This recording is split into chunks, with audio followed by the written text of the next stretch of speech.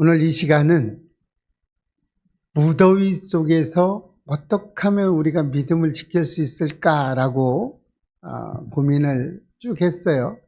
그러다가 본문을 잡은 게 오늘 이 본문을 잡았어요. 오늘 이 사건은 믿음의 거리, 곧 예수님과의 거리에 대해서 깊이 묵상해 보려고 하는 거예요. 사람들은 누구든지 가까이 하는 사람에게서 가장 많은 영향력을 미치게 됩니다. 누군가와 자주 함께 있으면 말투도 닮고 행동도 닮아가죠. 그래서 대부분 부부들은 분위기가 비슷하죠? 네, 가만 놔둬도 비슷해요. 왜 그래요? 맨날 보고 듣고 같이 물들어가기 때문에 그렇습니다. 그런데 이런 것만 그러냐? 그렇지 않다는 거예요. 믿음도 역시 그렇다는 거예요. 우리가 주님을 가까이 하면 주님의 성품을 우리 삶에 배이게 된다는 거죠. 그래서 주님과 멀어지면 주님의 음성도 주님의 인도하심도 못 듣게 된다는 거죠. 주님을 가까이 하면 주님의 성품이 우리에게 몸에 배지만 멀리하면 못 듣는다는 거예요. 주님이 가까이 와서 안 돼 해도 못 듣는다는 이야기입니다. 오늘 본문은 예수님께서 고난을 받으시는 그 시작점에 와 있어요. 아주 긴박한 상황이죠. 그래서 예수님이 붙잡혔어요. 그래서 이제는 신문을 받게 되었어요. 그런데 그 현장 속에 예수님의 수제자 베드로가 군중 속에 있습니다. 베드로는 예수님을 멀찍이 따랐다는 것이죠. 그런데 이 멀찍이라는 성경에 기록한 이것은요, 단지 거리를 이야기하는 게 아니에요. 베드로의 영적인 상태를 반영한 아주 중요한 표현입니다. 예수님을 가까이 따르지 못하고 멀찍이 따랐던 거죠. 왜요? 이렇게 했던 것처럼 우리 자신도 한번 쳐다봐야 돼요. 우리가 예수님과 얼마나 가까이 있는가. 여러분, 성경을 읽으면서 가끔은 내 믿음을 점검해 볼 필요성이 분명히 있습니다. 지금 베드로가 멀찍이 군중 속에 있어요. 여러분은 예배교회 군중입니까? 예배교회 앞에 있는 건가? 가까이 있으십니까? 여러분은 하나님과 가까이 계십니까? 아니면 멀리 계십니까? 이런 얘기죠. 우리가 이런 걸 실제로 느껴보셔야 돼요. 우리 삶에서 예수님과의 거리를 자꾸 느껴보고 살아야 돼요. 그리고 되돌아보셔야 됩니다.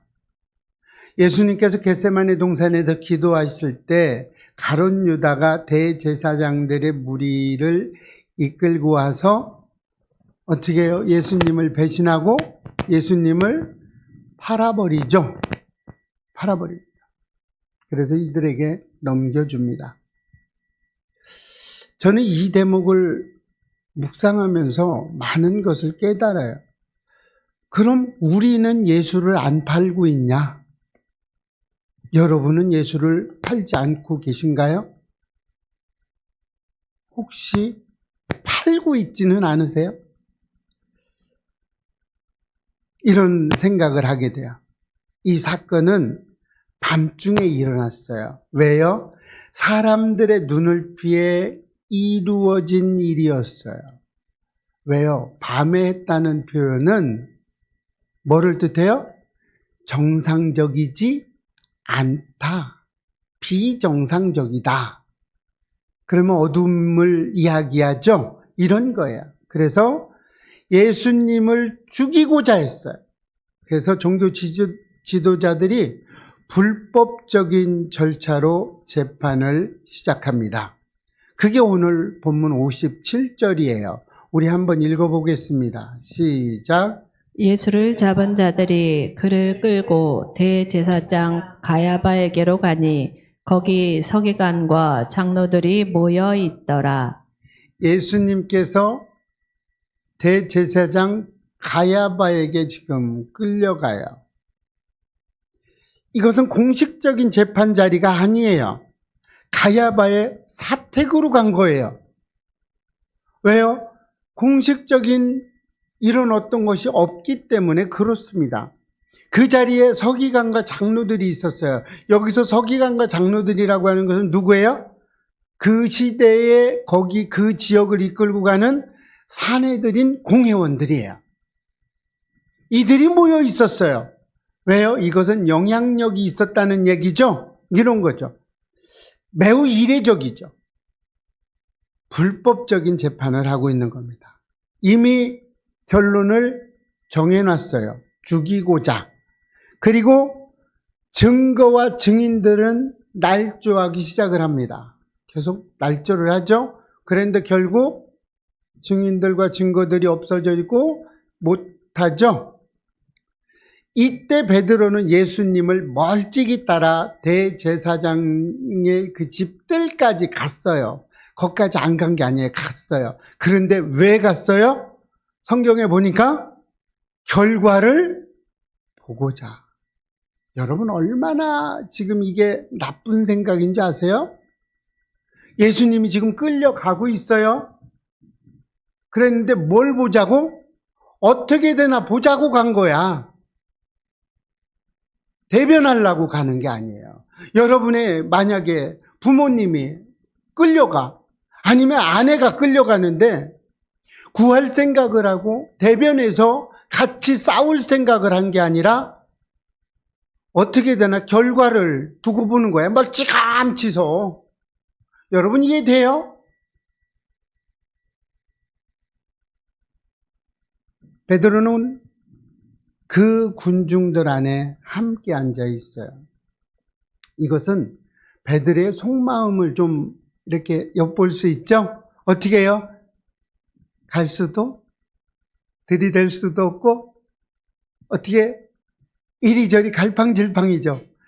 하자니 두렵고, 도망가자니 이거 면목이 안 쓰고, 그렇다고 앉아있자니 이거 체면이 아니고, 이런 아주 믿음적으로 갈팡질팡하는 이 상태를 나타내는 거예요. 우리도 그럴 때 많죠? 많아요.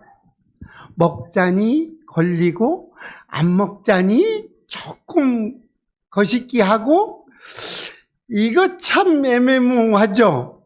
그러니까 멀찍이 어떻게 해요? 아 이거 어떻게 해야 되지? 제가 그런 경우를 봤어요. 저는 물인 줄 알았어요.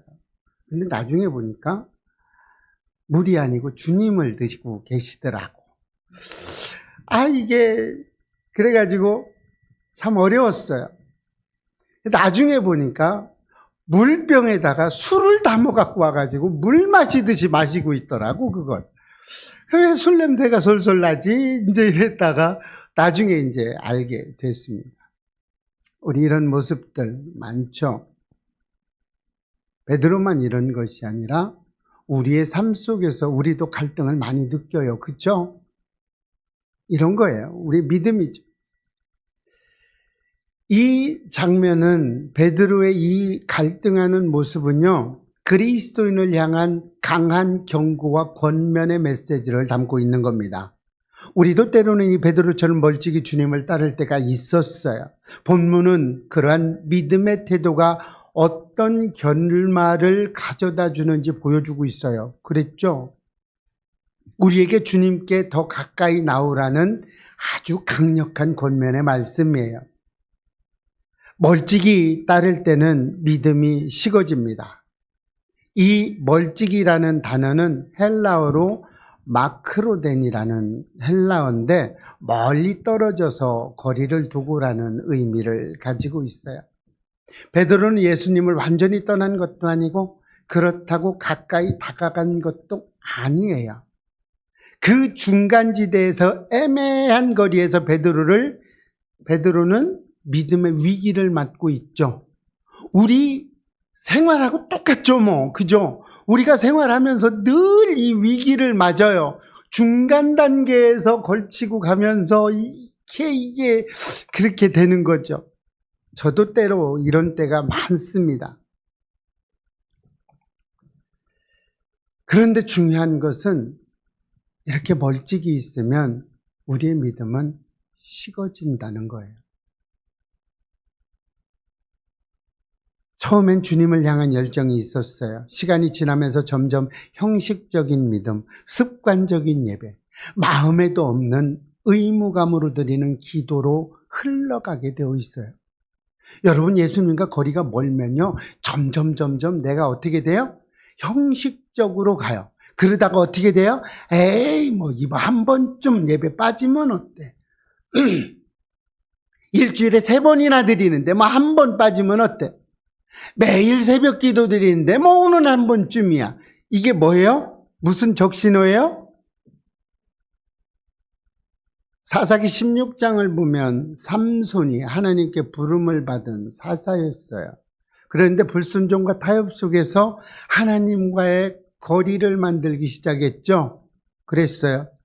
결국 머리가 잘리고 힘을 잃고 눈이 뽑히는 비극에 이릅니다. 이렇게 하나님께 선택된 백성일지라도 하나님과 거리가 멀어지는 결과는 결국에 패배를 가져다 줍니다.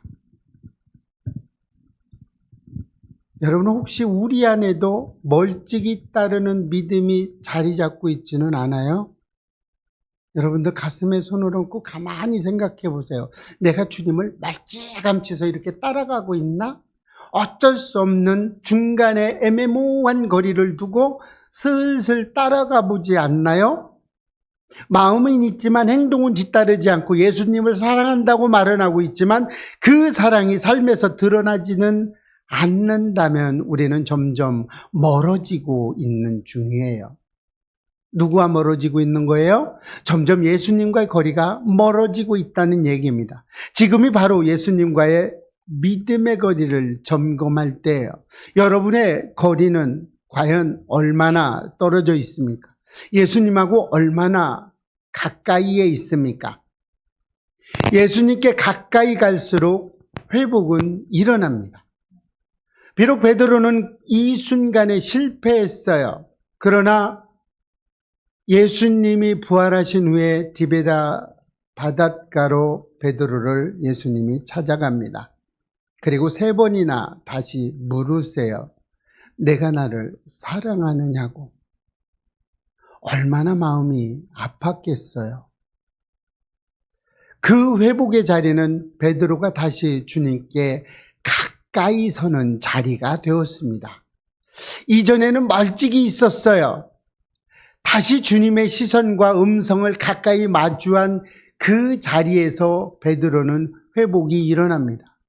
여러분, 예배 가운데 회복이 일어나지 않으면요, 생활 가운데 회복은 일어나지 않습니다. 잘 안 돼요. 여러분, 예배가 성공하지 못하면 생활 가운데 성공이 잘 안 됩니다. 나는 예배 안 드려도 믿음 생활 잘 할 수 있어. 그건 거짓말이에요. 있을 수 없는 일이에요. 그리고 베드로를 이렇게 회복이 된 베드로는 오순절 성령 강림 후에 담대히 복음을 전하는 사도로 돌변하게 됩니다. 누가복음 7장에는 향유를 부은 여인이 나오죠. 예수님께 가까이 나와 예수님의 발 앞에 무릎 꿇고 향유를 붓고 눈물로 씻습니다. 가까이 나아가는 그 여인에게 예수님은 이렇게 말하죠. 누가복음 7장 50절입니다. 시작. 예수께서 여자에게 이르시되 내 믿음이 너를 구원하였으니 평안히 가라 하시니라. 우리의 믿음도 굳건하게 지켜서 예수님으로부터 이런 믿음의 말을 들으시기를 축복합니다. 매일 들었으면 좋겠어요. 이 말을 매 시간 우리가 힘들 때, 더울 때, 화날 때, 짜증날 때 언제든 이 말을 들었으면 좋겠어요. 주님은 우리가 실패했을지라도 다시 가까이 나오기만 하면 회복시켜 주세요. 지금 낙심하고 있다면, 지금 방향을 잃고 있다면 예수님께로 가까이 나오시기 바랍니다. 가까이 나오셔야 돼요. 예배 자리가 가까이, 예배 자리로 가까이, 또 기도 자리에 가까이, 또 말씀 앞으로 가까이 나가면 주님은 반드시 회복의 은혜를 우리에게 부어주실 거예요. 조금 부어주는 게 아니라 누르고 흔들어 차고 넘치게 부어주실 거라는 거죠. 더 가까이 가기 위해서 우리는 그럼 어떻게 해야 되느냐? 결단해야 된다는 거죠. 예수님과 가까이 가고 싶어. 그래요. 그런데 어떻게 가까이 가? 결단함으로 가야 되는 거예요. 우리의 의지가 조금이라도 있어야 된다는 거예요. 그냥 흘러가듯이 믿음이 저절로 세워지는 건 아니에요. 믿음은 하루아침에 세워지는 것이 결코 아닙니다. 매일 매시간 우리의 결단이 필요해요.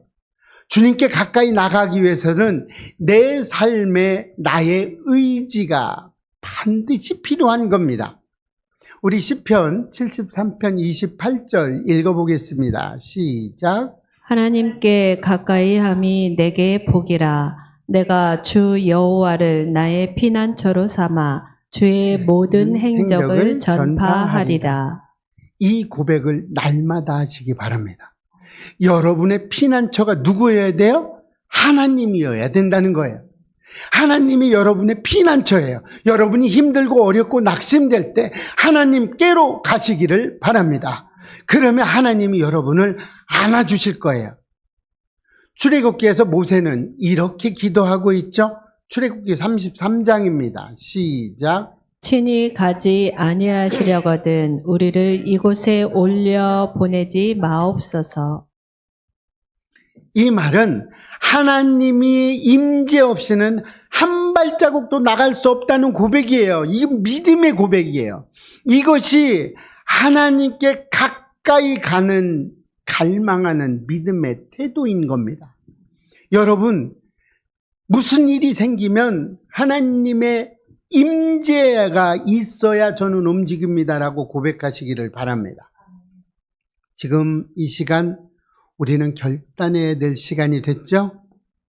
오늘보단 내일이 더 가까이 하나님 앞에로 갔으면 좋겠어요. 예수님을 더 깊이 알고 더 뜨겁게 사랑하고 더 온전하게 따르기 위해서 우리는 자리를 바꾸셔야 됩니다. 우선순위를 조정해야 돼요. 뭐를 먼저 해야 될지, 뭐를 나중에 해야 될지 우선순위를 조정해야 됩니다. 내 삶의 방향을 새롭게 해야 된다는 이야기죠. 우리는 멀찍이 예수님을 따르는 것이 아니라 가까이 예수님을 따라가야 하는 믿음이 필요합니다. 여러분, 오늘 본문에서 베드로는 예수님을 멀찍이 따르고 있었어요. 이 장면은 베드로의 마음의 상태를 보여준 중요한 신앙적 상징이라고 말씀드렸어요. 겉으로는 주님을 따라가는 듯 보이지만 실제로는 두려움과 자기보호, 본능 속에서 주님과의 일정 거리를 띄워놓는 거예요. 내가 피해보지 않는 그 거리, 주님으로 향해서 피해보지 않을 만큼 뛰는 거예요. 제가 외국에 있을 때 이런 사람들을 너무나 많이 봤어요. 그냥 일정 거리를 두고 모양만 가지고 가는 거죠. 우리도 예배당 나오고 말씀 듣고 기도드리면서 마음은 멀찍이 서 있지는 않아요. 여러분, 기도하면서 멀찍이 있나요? 말씀 들으면서 멀찌감치 이렇게 뒤에서 군중 속에 있지는 않으십니까? 주님을 사랑한다고 말하면서도 삶에서는 세상의 흐름에 타협하고 있지는 않으십니까?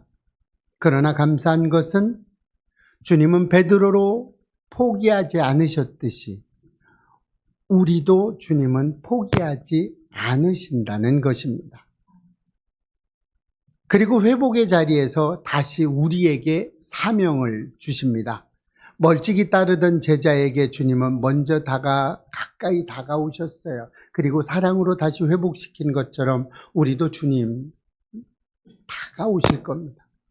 우리도 결단코 포기하지 않으세요. 우리가 주님을 멀찍이 따를 때 믿음은 식어갑니다. 그러나 가까이 갈수록 우리는 회복을 경험하게 될 것입니다. 오늘 이 시간 우리도 예수님께 더 가까이 나가기로 결단합시다. 가까이 간다는 것은 말씀에 귀 기울이는 삶이에요. 그리고 기도를 멈추지 않는 삶이고 예배를 소중히 여기는 태도입니다. 주님의 마음을 품고 그분의 고난을 기억하고 날마다 그 사랑 안에 머무는 삶이 진정으로 하나님을 가까이 하는 삶입니다. 하나님께 가까이 함이 내게 복이라고 말씀하셨어요. 이 복을 날마다 누리는 우리 예배교회 성도님들이 되시기를 축복합니다. 주님과 가까이 있을 때 우리는 혼란 속에서도 평안을 누릴 수 있어요. 시련 속에서도 흔들리지 않는 믿음을 가질 수 있습니다. 이제 우리 다시 고백했으면 좋겠어요. 주님, 내가 더 주님께 가까이 가겠습니다. 멀찍이 따르던 길에서 돌이켜 주님의 발자취로 가까이 서겠습니다. 이제는 주님을 부인하지 않겠습니다라고 우리는 날마다 고백하고 결단했으면 좋겠습니다. 가까움이 능력입니다. 가까움이 은혜입니다. 가까움이 우리에게 생명이 됩니다. 주님께 더 가까이 나가는 우리 모두가 되시기를 주의 이름으로 축원합니다.